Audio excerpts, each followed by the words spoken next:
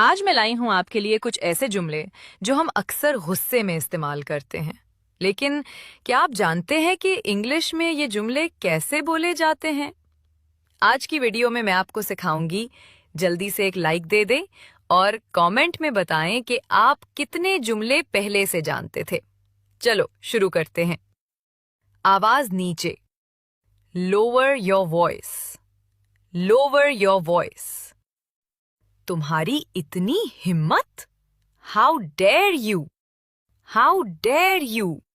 अपना मुंह बंद रखो, just shut up, just shut up. मैं तुमसे तंग आ गया हूं। I am sick of you, I am sick of you. ये क्या बकवास है? What the heck, what the heck. लो आ गई मुसीबत। Here comes trouble, here comes trouble।